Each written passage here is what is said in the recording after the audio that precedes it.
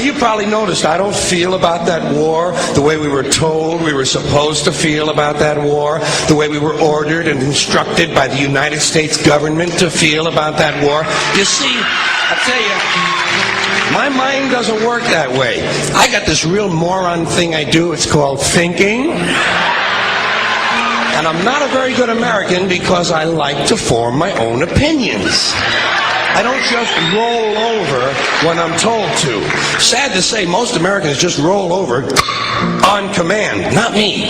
I have certain rules I live by. My first rule, I don't believe anything the government tells me. Nothing. Zero. Nope.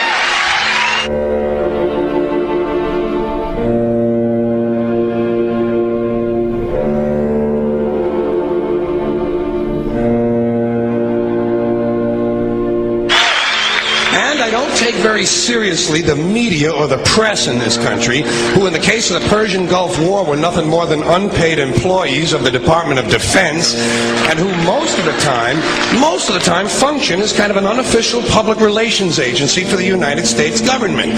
So I don't listen to them. I don't really believe in my country, and I gotta tell you folks, I don't get all choked up about yellow ribbons and American flags.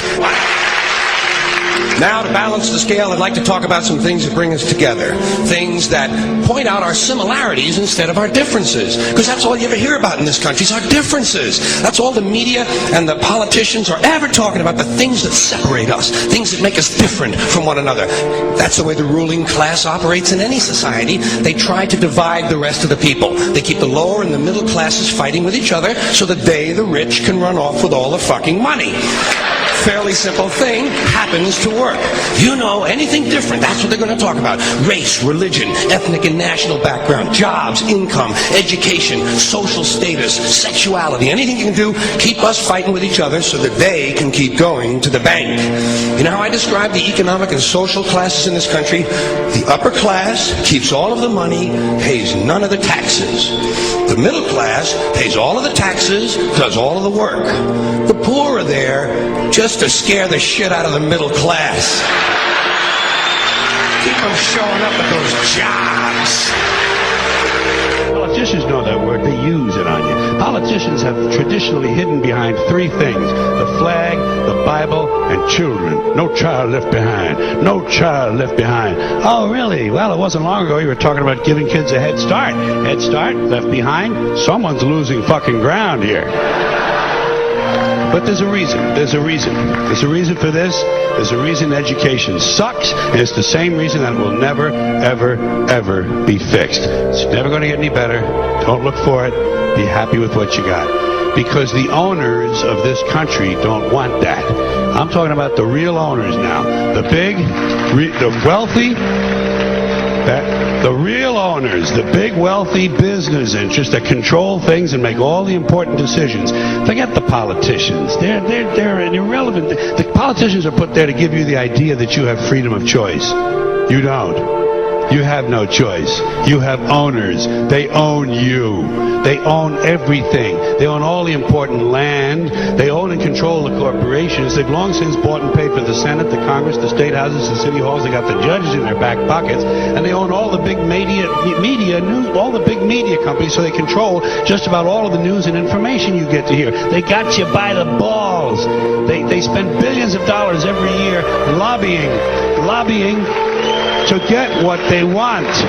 Well, we know what they want. They want more for themselves and less for everybody else. But I'll tell you what they don't want. They don't want a population of citizens capable of critical thinking. They don't want well-informed, well-educated people capable of critical thinking. They're not interested in that. That doesn't help them. That's against their interest. That's right. You know something? They don't want people who are smart enough to sit around the kitchen table and figure out how badly they're getting fucked by a system that threw them overboard 30 fucking years ago. They don't want that. You know what they want? They want obedient workers. Obedient workers.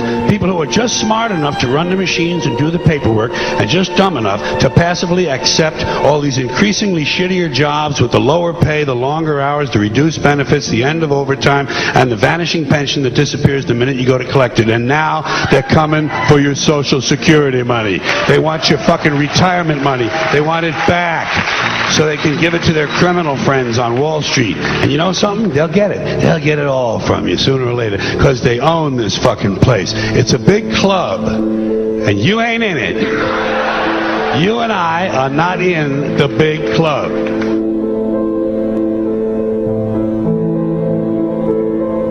The greatest form of control is where you think you're free when you're being fundamentally manipulated and dictated to. One form of dictatorship is being in a prison cell and you can see the bars and touch them. The other one is sitting in a prison cell but you can't see the bar, you think you're free. What the human race is suffering from is mass hypnosis.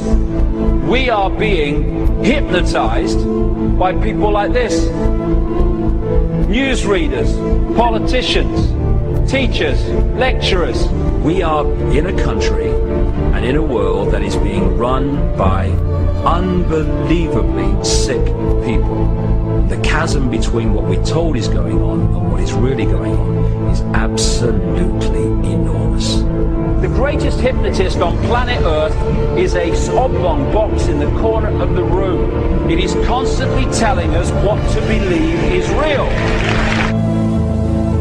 Historically, the control and manipulation of political opinion has been the Freemasons' main weapon in gaining control of countries and states.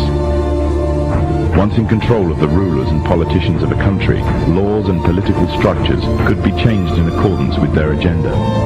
However, since restricting the body does not necessarily mean restricting the mind, the Freemason recognizes that their plan for a global government hinges completely on subduing the masses to their agenda, and thus eliminating opposition to their cause. And the greatest threat to their plan, posing more danger than any army or law, is the threat of a free-thinking mind.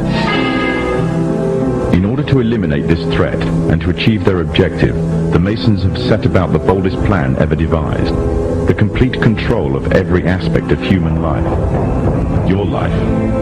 And the weapons they are using against you are in your very homes, entertaining you and your children, and gradually indoctrinating you without you even realizing. In today's society, people are spending more and more time engaged with modern media.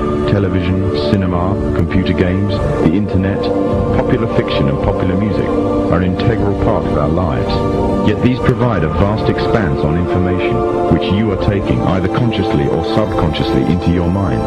Information on society ranging from ideals and morals and the difference between right and wrong to the way societies and economies should be structured is passed before you every single day. These media play a significant role in providing the basis for determining an individual's view of the world and everything that exists. Thus, any one group in complete control of this information placed on these media will in effect have the power to indoctrinate practically the entire populace of the world to their way of thinking. And it is this fact that Freemasons are exploiting. The Masons are using the entertainment industry in particular to condition people to their way of thinking, either openly or subliminally. The methods they use vary, but the goal is the same: to impose their beliefs, their ideology and their objectives on you in such a way that you begin to think of them as your own.